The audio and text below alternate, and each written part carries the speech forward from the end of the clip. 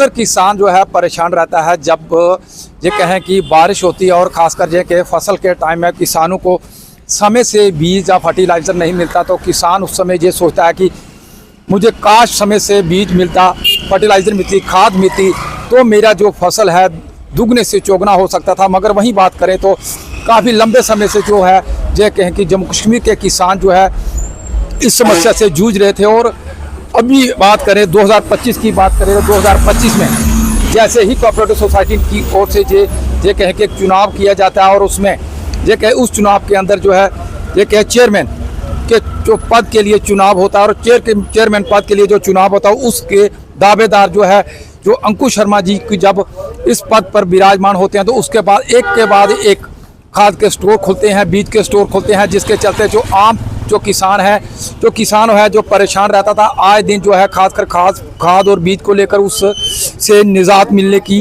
जो हर संभव उन्होंने प्रयास किया। और आज बात करें तो पिछले कुछ दिनों से लगातार जो अंकुश शर्मा जी की बात करें तो लगातार प्रयास कर रहे हैं कि बीज और खाद के जो स्टोर खोले जाएं ताकि आने वाले दिनों में किसानों को परेशानी ना हो। फिलहाल RK seed and fertiliser store की बात करें जहां पर एक और ये सुंदरबनी की बात करें तो सुंदरबनी मेन बाज़ार की बात करें तो मेन बाज़ार से कांगड़ी मेन बाज़ार की बात करें मेन बाज़ार से कांगड़ी बैरीपतन बाजापाई की रोड पे आप देख सकते हैं जहां पर ये आरके सीड्स एंड फर्टिलाइज़र खाद का स्टोर खुला है। यदि आपको बीज की ज़रूरत है, चाहे वो गेहूं का हो, मक्का हो, कोई भी बीज है, वो सब बीज आपको जहां पर मिलेंगे। साथ में आपको खाद की ज़रूरत है तो वो भी यहाँ पर मिलने वाली है। ऐसे में जी अंकुश शर्मा जी की बात करें तो जैसे ही कोऑपरेटिव सोसाइटी का पद कोऑपरेटिव सोसाइटी के चेयरमैन बने हैं और उसके बाद उन्होंने एकाएक ताबड़तोड़ जो है 2 स्टोर खोल दिया, जिसके चलते आने वाले दिनों में जनता जो है खाद और बीज से परेशानी से जूझ रही थी उसका कहीं ना कहीं निजात मिलने की पूरी तरह संभावना। और उन्होंने ये भी कहा है कि आने वाले दिनों में और भी ऐसे स्टोर खोले जाएंगे, खासकर ऐसे जगह पर जहां स्टोर खोले जाएंगे जहां की दूर दराज फारफलंग के एरिया में है, जहां पर जो लोग हैं जो किसान भाई हैं वो शहर में जो खुले स्टोर वहां पर नहीं पहुंच सकते, तो आने वाले दिनों में वहां पर ही ये जुड़ी सुविधा जो है मिलने वाली है। तो फिलहाल तस्वीरें हम आपको दिखाना चाहेंगे आरके सीड एंड स्टोर की जो सुंदरबनी कांगड़ी रोड पे खुला है। यदि आपको सीड या खाद या बीज की ज़रूरत पड़े तो आप जहां पर आ सकते हैं। और फिलहाल जहां पर ये कहें कि फर्टिलाइज़र की बात करें तो वो आपको मिल जाएगा और उसके बाद आप यहाँ पर इनसे आप वो परचेज़ कर सकते हैं और आने वाले दिनों में आपको इसकी ज़रूर सौगात मिलने वाली। फिलहाल वीडियो जितना हो सकता है उतना शेयर कीजिएगा।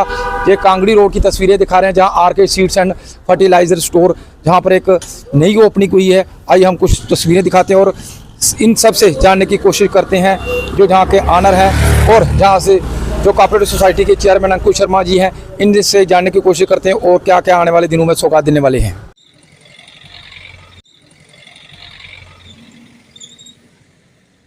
एक बंदा 150 साल पुराना बंदा है, सारे किसानी योग लिया सारे सब्जी लिया।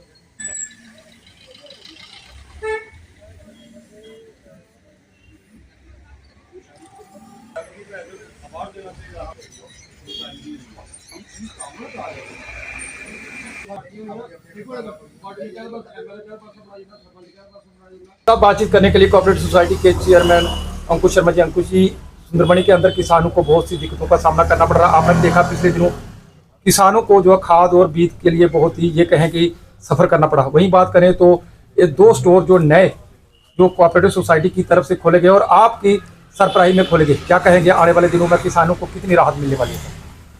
कुलदीप जी, ये सच है कि पिछले कुछ वर्षों से सुंदरबनी में खाद और बीज को लेकर किसानों को थोड़ी नहीं बहुत मुश्किल झेलनी पड़ी, क्योंकि किसान खाद और बीज के लिए इस प्रकार भटका है कि उसने 2000 रुपये तक खाद यूरिया से लेकर डाई तक का बैग खरीदा है। और इतनी मुश्किल में सुंदरबनी क्षेत्र जो है कृषि आधारित क्षेत्र है और हमारा वहाँ पे आने के बाद एक ही प्रयास था कि किसानों को सबसे पहले खाद जो है वो समय पर मिलनी चाहिए। मैं डिपार्टमेंट का तहे दिल से धन्यवाद करता हूँ जिन्होंने अच्छा प्रयास किया है और बहुत जल्द जो हमें खाद जो है बारिशों से पहले ही सुंदरबनी में 2 नए स्टोर जो आज खोले गए हैं, उसके लिए मैं विभाग के उच्च अधिकारियों का, सरकार का, सबका बहुत बहुत धन्यवाद करता हूं। और हमारा प्रयास रहेगा कि आने वाले दिनों में कुछ और खाद के नए स्टोर जो हैं यहाँ आसपास सुंदरबनी के क्षेत्र में खोले जाएं। किसानों को खाद जो है वो समय पर मिलनी चाहिए। अंकुश जी, कुछ ऐसे भी एरिए हैं जहाँ पर जो लोग सुंदरबनी की ओर नहीं आ सकते, तो ऐसे में क्या जिस तरह डिपार्टमेंट अभी गांव की ओर चले, क्या खाद का स्टोर भी क्या गांव की तरफ में खुल सकता है ताकि उन लोगों को सुंदरबनी की अपेक्षा वहीं पर खाद उपलब्ध हो जाए? देखिए, हमारी तरफ से किसी को कोई मनाही नहीं है। अगर कोई बेरोजगार युवा खाद का लाइसेंस, बीज का, फर्टिलाइज़र का किसी प्रकार का लेना चाहता है, वह हमारे कार्यालय में आकर हमारे अधिकारियों के साथ संपर्क कर सकता है और उसे लाइसेंस दिलाना हमारा काम है। हम पूरा प्रयास करेंगे कि दूर दराज के जो इलाके हैं वहाँ भी अगर कोई नौजवान साथी इस प्रकार का कार्य करना चाहता है तो हम उनके साथ शाना बिशाना खड़े हैं। हमारा डिपार्टमेंट इसके लिए दिन रात कार्य कर रहा है।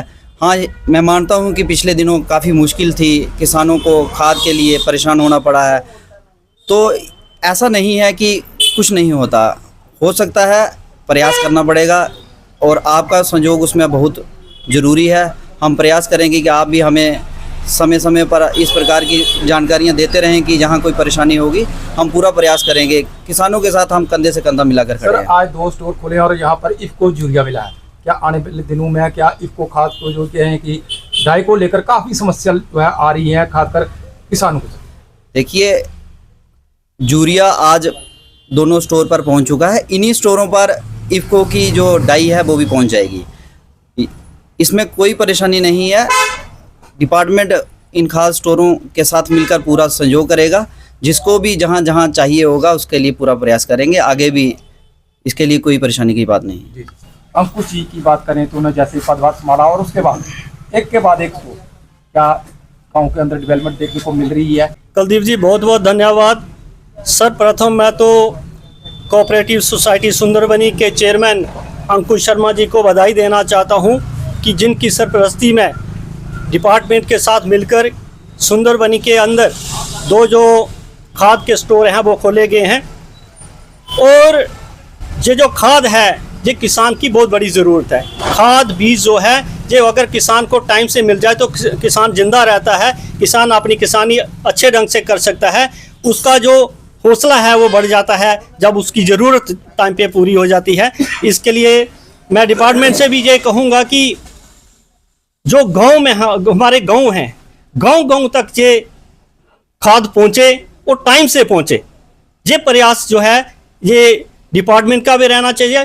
और हमारे चेयरमैन साहब जो हैं खुद ये गांव से बिलोंग करते हैं, एक युवा चेहरा हैं और कहते हैं कि मोदी साहब कहते हैं कि ये देश जो है युवाओं का देश है। और निश्चित तौर पर जब युवा एक कमान संभालता है तो चेंजिंग जरूर आती है और वो चेंजिंग आज सुंदरबनी के अंदर हमें देखने को मिल रही है। तो मैं एक बार फिर अंकुश जी को धन्यवाद भी देता हूँ, मुबारकबाद भी देता हूँ। सर, पिछले कुछ सालों की बात करें तो जब भी सीजन होता था खाद चाहिए होती थी, बीज चाहिए होता था, नहीं मिलता था, तो अब क्या लगता है टाइम टू टाइम ये सब कुछ मिलेगा? देखिए, वही हम एक रिक्वेस्ट भी कर रहे हैं और डिपार्टमेंट के लोग भी हमारे साथ हैं। ये प्रॉब्लम हमारे सुंदरबनी के किसानों ने जो बहुत वर्षों से झेली है ये अब ना झेलनी पड़े, यही प्रयास हमारे चेयरमैन साहब भी करेंगे और डिपार्टमेंट भी मिलकर करेंगे। और हम आश्वासन तो नहीं दे सकते, आश्वासन तो ये चेयरमैन साहब दे सकते हैं या डिपार्टमेंट के लोग दे सकते हैं, लेकिन एक आस हमें ज़रूर है कि आज के बाद ये जो समस्या हमारे किसानों ने झेली है ये झेलने को नहीं मिलेगी। ये कोऑपरेटिव मार्केटिंग सोसाइटी जो बहुत पुरानी रजिस्टर हुई है, ये इसका काम ही यही है कंज्यूमर की आइटमें जो है सेल करना या फर्टिलाइज़र का काम। ये इसका एरिया पर पूरा ब्लॉक होता है। ब्लॉक में जो हर गांव में हमारी सोसाइटी, पुरानी सोसाइटी बनी होती है, जो उनको भी खाद सप्लाई करती हैं और ये मेन मुद्दा इसका यही है फर्टिलाइज़र को सप्लाई करना। तो हम अलग अलग क्षेत्रों में जो है जो फर्टिलाइज़र लाइसेंस या थ्रू मार्केटिंग सोसाइटी और एग्रीकल्चर के डिपार्टमेंट से और योरी से हम जो मुहैया करवाएंगे। अगर कोई जो कोई कैंडिडेट मिल जाए BSc एग्रीकल्चर या साइंस के साथ ग्रेजुएट हो, उसको हम लाइसेंस दिलाने की कोशिश करेंगे। सर, अक्सर देखा गया है कि जब भी लाइसेंस मिलता है तब तक तो ठीक है, जो दुकानदार भाई हैं वो लाइसेंस लेते हैं और एक का जो रैक है वो लगवाते हैं, मगर उसके बाद वो खाद जो फर्टिलाइज़र वगैरह लेना लेते नहीं है, जिसके चलते आसपास के लोग जो काफ़ी परेशान होते थे। किस तरह का इनिशिएटिव लिया जाए कि जो ऐसे लोग देखो कई बार ये होता है लाइसेंस वो ले लेते हैं लेकिन फर्टिलाइजर नहीं खरीदते हैं। हो सकता है उसमें कोई माली हालत कमज़ोर हो, यानी थोड़ी महंगाई भी हो गई है इसकी, लेकिन गवर्नमेंट ने कोशिश किया कि ये कंट्रोल में रहे। सर धन्यवाद। अंकुश शर्मा के हम तादिली से शुक्रगुजार हैं कि जो ये आज हमारे नौजवान हमारे सुंदरबनी की शान, क्योंकि इन्होंने पहली बार एक नहीं बल्कि 2 स्टोर, और आज ही उनमें खाद भी है।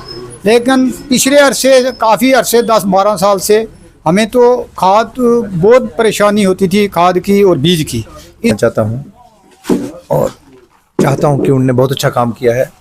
युवा हैं, पढ़े लिखे हैं, ऊर्जावान हैं, नए नए कोऑपरेटिव सोसाइटी के चेयरमैन बने हैं।